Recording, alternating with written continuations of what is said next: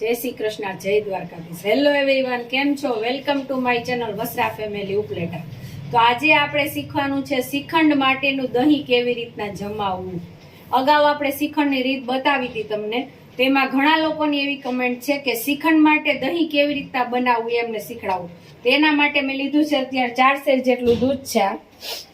આ દૂધ આપણે મલાઈ કાઢેલું છે દૂધ. તમે જો મલાઈ સાથે બનાવવું હોય શ્રીખંડનું લચકો તો એવી રીતના પણ બનાવી શકો છો. ઈ પણ તમને આગળ હું કહું છું. અત્યારે તમને આ દૂધની પેલા રીત શીખવાડું છું.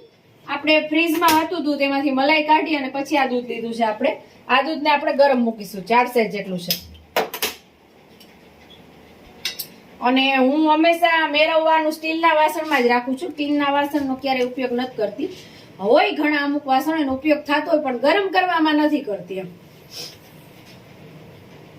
અને આ દૂધને આપણે સતબ એટલે કે આંગળી આપણે અડીએ તો આંગળી હેતું દૂધ આપણે ગુજરાતીમાં કહીએ, એવું દૂધ આપણે ગરમ કરવાનું છે. એકદમ આમ સતબ, ખાલી બસ આમ આંગળી આપણી ધગે નહીં ને એટલું દૂધ ગરમ કરવાનું.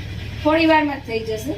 અને ખાસ ધ્યાન રાખવાનું, જો શિયાળો હોય તો તમારે સાંજની બદલે દિવસના મેળવવાનું રાખવાનું.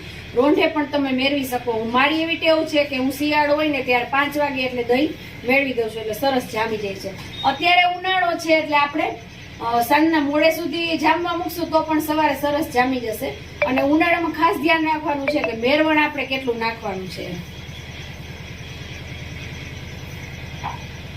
અને ઉનાળો છે એટલે આપણે આંગળી સતત દૂધ થાય એટલે આપણે પરબારું એને સેજ ઠરવા દેવાનું. બહુ ગરમ કદાચ થઈ જાય તો ઠરવા દેવાનું. ગરમ દૂધમાં ક્યારેય મેરવણ નાખવાનું નથી, નકર દહીં સરસ જામશે નહીં.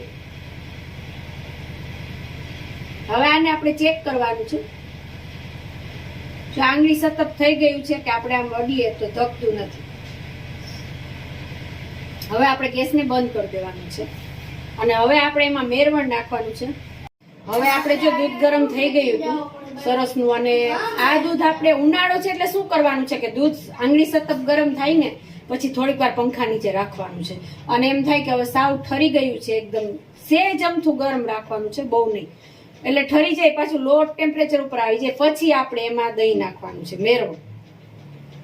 અને મને એવી ટેવ છે કે હું છાશનું મેરવણ ક્યારેય નથી નાખતી. આગલા દિવસનું તાજું દહીં હોય એનું મેરવણ. અને ખાસ શ્રીખંડ માટે જમાવું છું એટલે આટલું જ, કારણ કે શ્રીખંડ માટે મોળો લચકો જરૂરી છે, નહીતર આપણું શ્રીખંડ ખાટું લાગે છે. એટલે તમે જોતા હશો કે આટલું જ મેં આમાં મેરવણ લીધું છે. એ મેરવણ આપણે આમાં નાખવાનું છે અને આ આમ ચમચી ફેરવી દેવાની છે બસ. બાકી એને હલાવવાનું નથી. જે જગ્યાએ પડ્યું છે એ જગ્યાએ રહેવા દેવાનું છે. હવે આને હલાવવાનું નથી અને આપણે આને ઢાંકી દેશું અને આ ઓવરનાઇટ આને રાખવાનું છે. એટલે સવાર થશે એટલે સરસ શ્રીખંડ આપણું દહીં જામી જશે. અને અમારો આ વિડીયો કેવો લાગ્યો તે લાઈક કરજો, શેર કરજો, કમેન્ટ કરજો અને અમારી ચેનલને સબસ્ક્રાઇબ કરજો. જય શ્રી કૃષ્ણ.